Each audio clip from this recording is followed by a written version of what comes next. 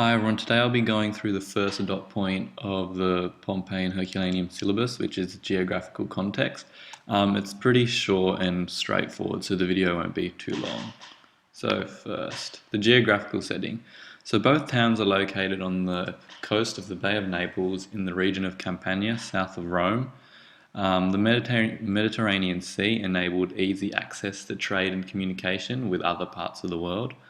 Both towns were close to Mount Vesuvius. Pompeii was to the south and Herculaneum, was to the northwest.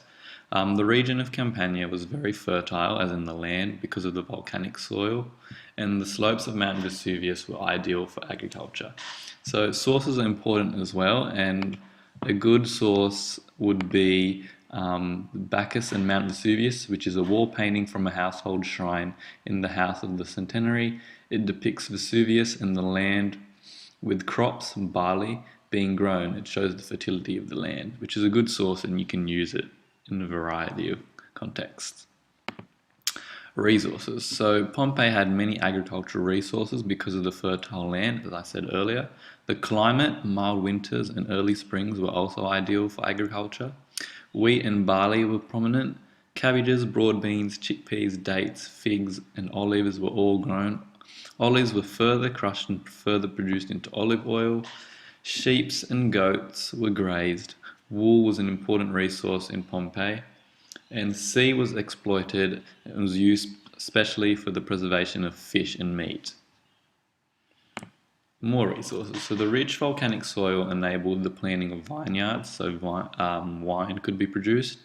Fishing was also a major industry in both towns, especially Herculaneum. Herculaneum was actually known as a fishing town back at that time.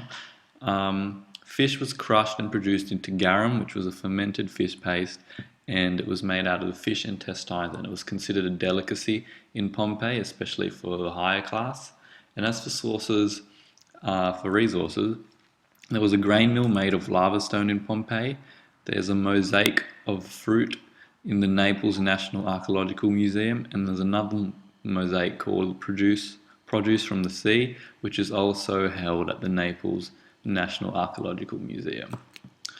Now lastly, plans and streetscapes. Streets were generally well paved. Wheel ruts indicate busier main streets, while the absence of wheel ruts suggests the opposite, so quieter and non-commercial streets. Stepping stones were placed so people could avoid getting wet from floods, wastewater or sewage water, which was actually quite common. Some of the drainage systems in Pompeii weren't adequate, so it did frequently flood.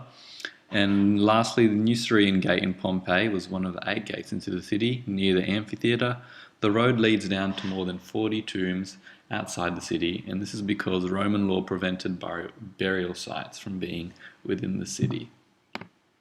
So conclusion, I've got here sources are imperative, and this is true, especially for questions that are above 3 or 4 marks, and even within those types of questions, sources are essential in ancient history. I can't stress that enough.